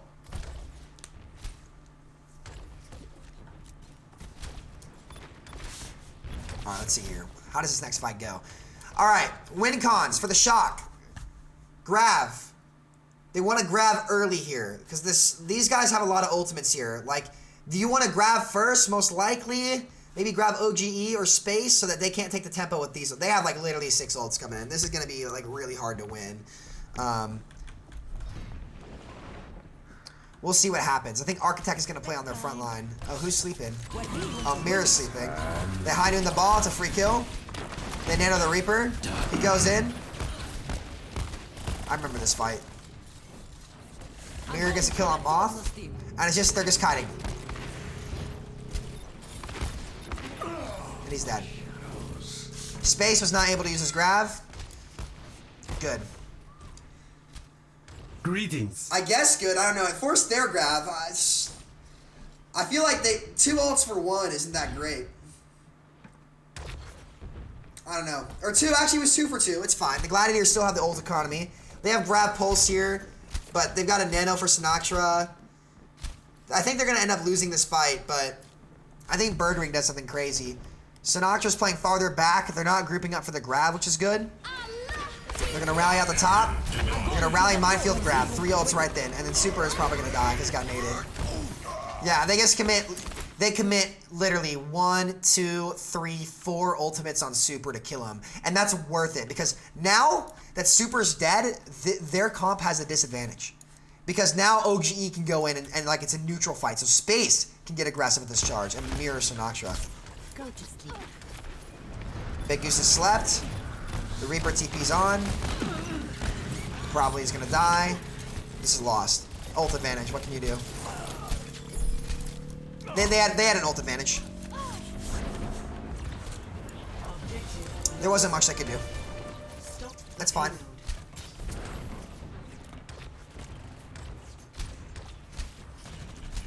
Alright, let's see. Alright, they're using ults here aggressively, which is good. The Shock are starting to press Q on tempo. And this is what happens. This is what happens when you use ult. It's a crazy fucking fight. But they're fighting tooth and nail with ults. Like, this is what the Gladiators was doing for free for the first 2 maps. Like, they were pressing Q. And the Shock are finally willing to just press Q, press Q, press Q until they won. That's why they were so good in GOATs. They used ults until they won. And this is what they're doing now. They're just going in, ult, ult, ult, ult, and coming out on top. That's pretty much it for this. That's all I really want to cover on this map. The Shock obviously come back and win, but that's why they were able to take. They started to play like that with that play style. I don't know. Any questions after this, chat, about this map? There's not much to review here other than that, in my opinion. Like, I think the Shock just started using their ults, playing more aggressive with Sinatra. Were able to counter the Doomfist comp like that. Any questions, guys?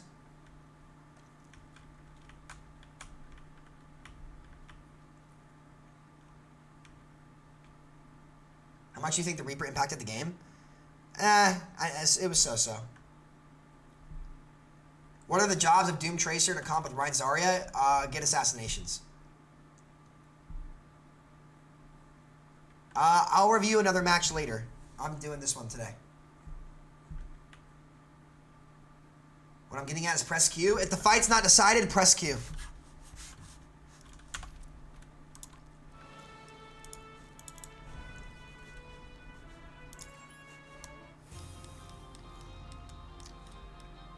Are you reviewing any of the Soul games? Nah, those are blowouts. Like, I like reviewing close games. Although I could review a Soul game if you guys want.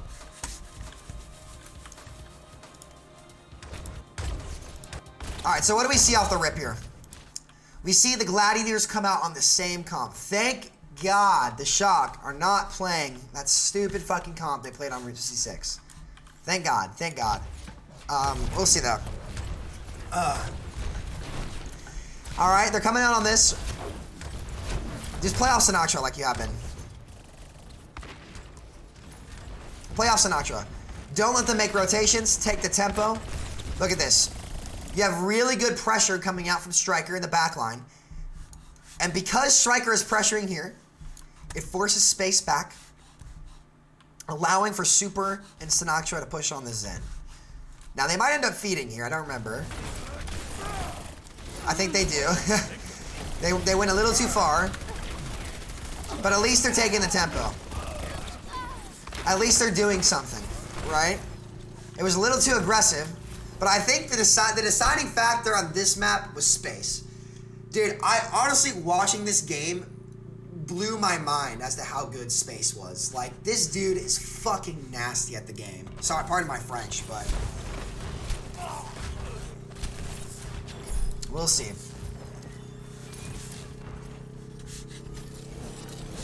Anyway, what time is it? 2:30? Okay, we can review this map. Alright. They win this point. I don't think the Shock can test, right? They try to. This is just a feed. They should have just given it up. I don't know, man. The Shock were not informed today. I don't know. They should have just given that up after Sinatra and Super died. Like, just go next. You can't win that. Go next. All right. Win cons here. What do we have? All right. What do you expect to see here? Okay. Yeah. The Gladiators have an overwhelming ultimate advantage. I think you need a Nano Architect or Striker. Ideally Architect so he can build his ult. Maybe Sinatra, honestly. Maybe Sinatra because he's Sinatra, but I think he should go on one of the DPS here. You need to get it before they get the Trank off. So they should be looking, like, once they start to rotate in, they go. There's the Nano under the Doom. He goes for their back line. He gets the Zen. And he pulls 4 back. But space is space. Space is space. Honestly, I think it might have been better for Architect to get the free kill on the Hanzo instead of going back really deep. But space is just fucking insane. They get their ultimates in that time, and he realizes that they can turn, and guess what they do? They take the tempo with ults. They get 3 of their ults. There's nothing they can do. They're all dead. Frontline dead. Space is space. He's a fucking beast. They live. The supports live this, I think. They kite back. And look what happens. The Glads push as a team here. And they get this. They should have been forcing point. And I think this gets thought out for a while, but the Glads win. Super shatters. Oh, wait, maybe not. OG somehow dies. I'm pretty sure the Glads win. Their Tracer's stalling point. They need to get Inspire up really bad. The Zen dies. They need to get Inspire up. Wow, the Shock take this. Wow. Wow. I honestly don't fucking know how they did that, besides Sinatra just being Sinatra. I think Big Goose didn't get his Inspire up in time, and the Trank was late from Shaz. If the Trank wasn't late, they would have Bongo. It's fine, it happens. Alright, win cons. They need a grab. They need to get a good grab off here. Who's a better tank, Space or Super? They play different roles. Space is an off tank. Let's see here. Let's see here. They've got the grab. I think Sinatra grabbed the air here. I think he fucked up. Yeah, he missed the grab on the break. That's fine. The Shock are committing ults, but it's just too far up. It's too aggressive. But Striker carries. Luckily, Striker is Striker. They're taking the tempo, but they don't need to be taking the tempo that much since they don't have a Doom. I think the previous maps of the Gladiators just fucking rolling got in their heads a little bit, and I think they're just a little too aggressive. Like, if they were a little bit more passive, I think it would work. But I think Sinatra's playing it like he played Goats, right? Where, like, he can just chase down anything. I mean, it was just an off day for them all. I think if Lucio's unbanned and they're playing like this, like, he's literally just going to carry the whole game. But I think this is just a little too far, and luckily Striker was able to make something happen. But anyway, let's go forward a few fights. Gladiators end up capping. Whoop-de-doo. Big stall fight, whatever. Let's go to the Shock's offense. Actually, I don't want to review this part. I want to go to the last part, okay? Because the rest of this match is pretty much more of the same. I want to look at the Shock's offense, right? Where they had the caps, they had the game, they had it down. All right. So they've got plenty of time here. 2 minutes. This should be one. This should be one. The problem here is, like, they were indecisive as to what to do. What they need, you cannot let Jaru have this space, okay? You cannot let Jaru have this space. This needs to be contested, okay? Architect is kind of flying around. What they should have been doing is they should have been TPing the Reaper and the Doomfist both resources to force the Hanzo down. After they force the Hanzo down, they can take space on point. Yufa, dude, thanks for the membership, man. I appreciate it. And C9 Next Wave, Oreo Games, Kurt Anderson, welcome to the channel. Thank you for the subs. They need to deny this space from Jaru, okay? Instead, they're kind of like on a wild goose chase over here, and I think that cost them fights because Jaru gets picks. They're indecisive. And Violet's gonna die here to Jaru, I remember. Because he's just free shooting. You can never let a Hanzo have this. It's just like, this is like the best Hanzo spot in the game if you're uncontested. Do not let a Hanzo have this.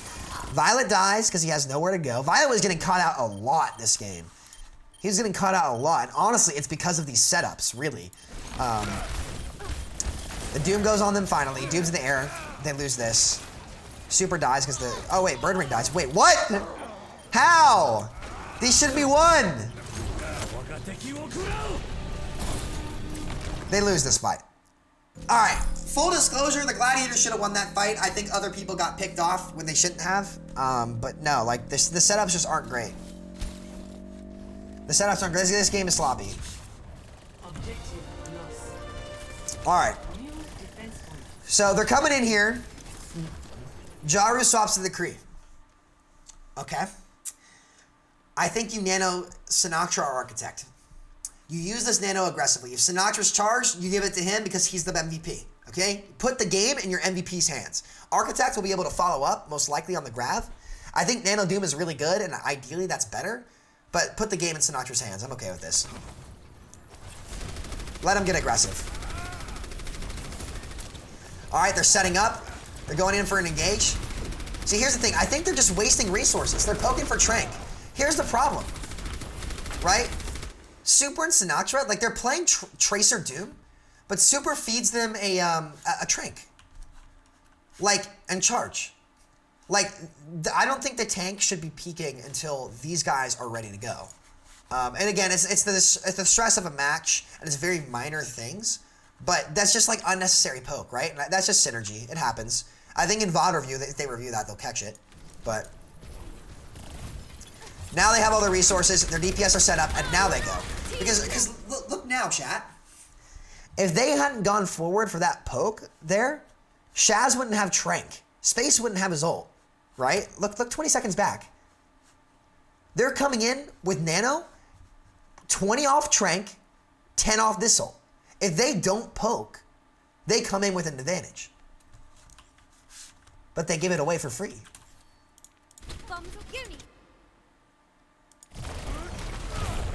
Yo, Love, what's up, man? So look what happens. Striker gets picked. Space takes the tempo with ults. They haven't used the Nano. They use Rally instead. And Architect... Wow! Holy shit! That was nice. Then they Nano Sinatra. But all of this could have happened without any of the Gladiators ults up. And the Shock are then 2-2. Right? But like, what's Jay gonna do here? Nothing. He's gonna grab space. Space lives. That's why you Nano Doom. You need a Nano Doom. I think Nano Doom is just better. Sinatra's already charged. The Nano Doom will force the Trank because we fed for it. Doom will get his ult and survive. Sinatra will grab and you'll maybe win the fight like that. I think the procedure, like the PENDOS, whatever you want to call it, for the shock was off here. I think Echo's gonna affect Al. I don't know. No clue. No clue, bro. The world will never know. Anyway, yeah, that's lost. I don't know. And then they end up drawing. This is just a giant shit show the whole time of just misusing ults and they draw the game. I don't know. I think the Shock could have won that if they were better with their ults. I think the reoccurring theme here is Doomfist, to me. Like, we gotta play for Nano Doom. Game 5. Alright, so game 5 happens, and I think Mirror just carries. I think Mirror's Doom is just fucking nasty. 4, 3, So they come out on Doom. Finally, the Shock are mirroring Doom, which is great. But I think Mirror just played it better. round 1. Capture the objective.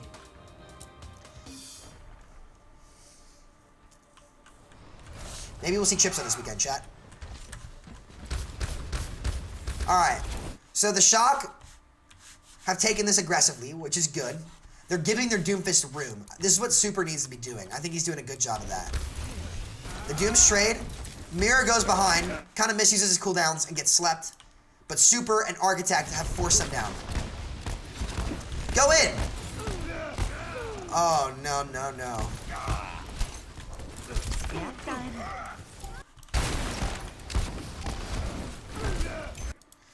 But Bird Ring's on Reaper. And I guess that allows him to get more room. I want to see what happens here. Because the Shock had the space they needed. Violet, I think, just hung back too long and he needed to go forward. The Brig should stay back. Maybe. To appeal for the Doom. You see Mirror drop. They give you this. You fought for this and you earned it. Like, this whole team needs to come out here. This whole team needs to come out aggressively. 5 from Bob Saget. Take old biddies. There's too many porn bots in chat and not enough mods. Porn bots. I know whoever's doing that is like a super chill, like Overwatch like player because you talk about the game. But if you could hold off on the porn bots till another day, like I don't know, maybe April 1st would be funny for the review. I'd appreciate it, brother. Have a nice day. Anyway, like you have this space, right? Like you have this room. The entirety of the Shock just need to fight for it. Super gets naded, unfortunately, because they had to bubble the Doom. So Super just needs to kite back. And then while this happens, you can fight for this. The problem is that Violet is not with the team again. Honestly, I feel like Violet is really out of position. I mean, honestly, I'm in no place to judge like the play. But I feel like if Violet went up with the team to take this space, they would have been able to get bailed out here and hold it from them. Because the Brig is down. The Doom is also down. Like, you can get this. They don't have Brawl, and you do. Besides the Reaper. So everybody's up here aggressively taking the space. Then you can go. But Super gets naded and Sinatra drops. And they kite back and then they lose. Because look at where they drop to. They drop to where the Gladiators just have all the space. And then they just lose the fight because of that. So next fight comes in. And again, you're looking at a huge ult disadvantage. Because if Shaz gets the Nano before Violet, because Shaz was healing, he's going to Nano Mirror. And then it's just a repeat of the first 2 maps. Like, that's like the problem here. I don't know.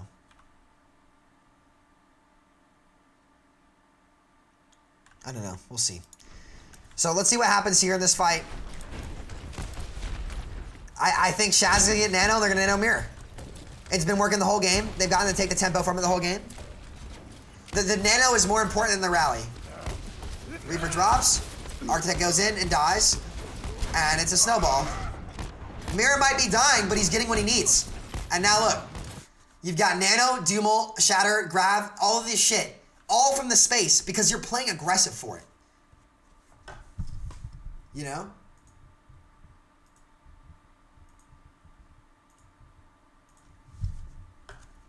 So yeah.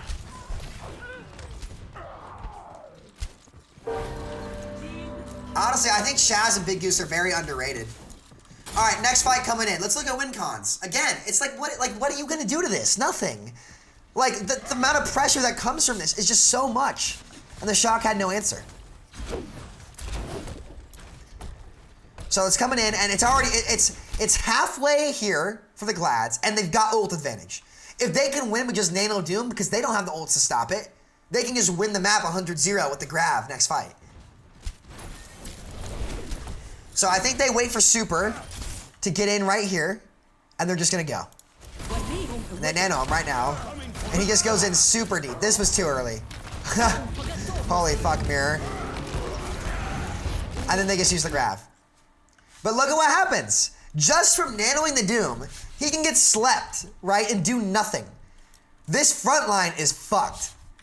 Look at this. This front line cannot do anything. Look what happens. Striker's dead. Mirror is fucking in Narnia, okay? But 4 on 2. 4 on 2. Because of it. Literally nothing they can do. Lost. And then look at this. These guys still have 3 ultimates in the next fight. And the Shock don't even have 2. They're gonna get them. But his last fight, why are they fighting? What the fuck is going on here, dude? I guess they're trying to stop them from touching and maybe building space another Grav.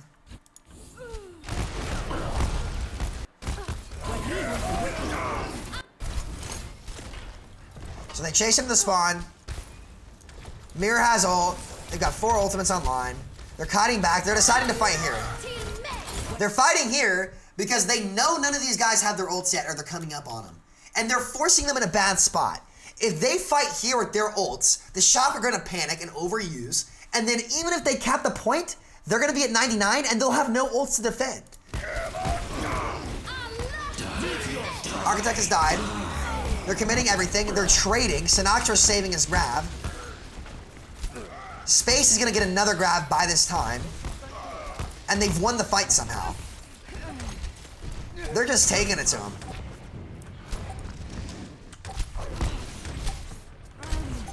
They're just taking it to him. And then they get out, and they can't even touch. Oh, I guess they do. Moth touches. Mirror goes in deep. Dies. But look at what happens.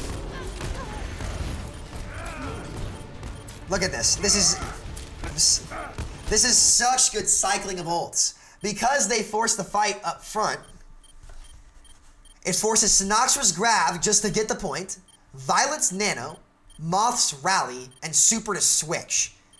Meanwhile, because they've used all this, coming into retake, they have Space's Grav again, OGE Shatter, and another Nano for Mirror to get value from this, to get his ult, to mirror their DPS. That's a better trade. So look at what happens. They're gonna set up, but Space has the Grav to counter their engage, and they don't have the ults to do it. Space grabs them all. Who did they nano? Mirror. They nano Mirror. And Mirror just carries the game. Because he gets nanoed, packed. Tempo taken. Lost. Lost from that first fight. Ready for battle. They're just enabling the Doomfist. 4, 3, 2, 1. Round 2. Capture the objective. It's just like Violet comes out on Moira. You've already lost. You've already lost. The Nano Doom is really good. It's really hard to play Moira into that, right? It's just like they need to put Moth on the Doom control instead of Violet, and Violet just needs to focus on healing to build the Nano. I feel like the Gladiators have a much better grasp of this comp.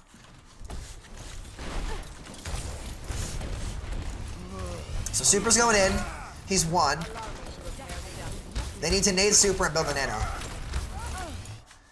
Like, I don't know.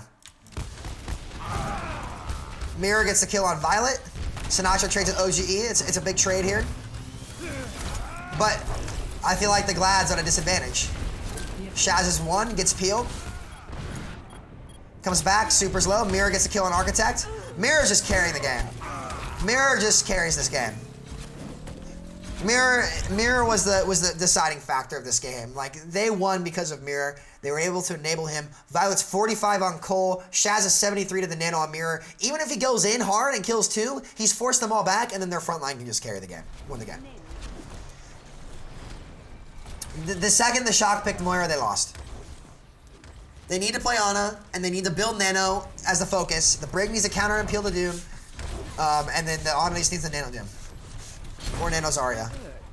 But Shaz has just been getting better nades. They've got better ult economy here. There's no real way for the Shock to win this fight.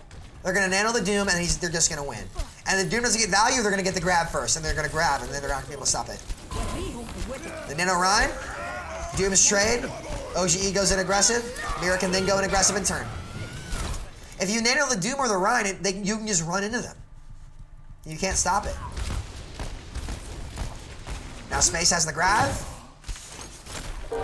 How do you stop this? You can't. Space grabs. The kill lessons doesn't limit. Mirror goes in with Doom ult, kills more. Architect can't do as much because he's either not playing as well or it's harder to play Doom into Ana than Moira. Next fight. They have another Nano. Who'd they Nano? The Reaper? The Zarya? Who got Nanoed? I think it was the Reaper. Oh yeah, it was the Reaper. Reaper gets Nanoed. They go in. It's just a giant brawl. Shock retake. Next fight. We're gonna close this out fast, chat. I don't know, bro. It's just... They lost the ult economy. Where's the fight that they won? You've got the Cole, sure. They commit the rally. They're getting another Nano. They're gonna Nano Space or OGE and just roll him. Nano OG with the Shatter. It's fat. Game's over. It's a stall fight. Nothing you can do. Alright, chat. To summarize this review, the deciding factor, the first 2 maps, and even this map as well, is how the Gladiators took space and used their ults. They had the pincer setups for the Doomfist, while the Shock threw 2 maps with inferior comps. I don't think the Tracer gets as much value in the Widow Tracer versus Widow Doom, because the Doom, you can just roll the front line with Ana, and it's just such a high priority nano target that makes him really good. The ultimate cycling with Doom ult is just like a get out of jail free card for the hero, so he can just continuously use it over and over and over again. The Shock really showed their form in maps 2 and 3 and 4. They should have won map 4, but I think they didn't use their ults well. Like, the Nano Doom is just too good to force ults. They should have gone for that. In map 5, I think Violet was getting caught out a lot throughout the series in maps 1, 2, and 5. I think they need to play to build the Nano, and then with that, look to Nano the Doom. I don't think you can Nano Sinatra as much. I think Sinatra is good with Nano, but I think if you Nano the Doom, it's better for the ult economy in turn. I think if you enable Sinatra the same way that Mirror enabled Space, right? Where Space was able to just kind of quietly carry because of all the resources that OGE and Mirror forced. But other than that, great series altogether. I think the Shock are going to turn it around. There's too much talent on that team for them to struggle. I myself, being a Shock fan, want to see them turn around and fully believe that they will. So that's my first Overwatch League review, guys. It took 2 hours. I'm exhausted. I'm going to go get some food after this, but I will leave it public on my channel. Thank you so much for watching today, guys. Reminder, stream tomorrow at 11 a.m. EST on this YouTube channel. First day of April. I will be streaming every day of April. So, see you guys tomorrow. Thank you for coming. Hope you guys learned something today. Peace out.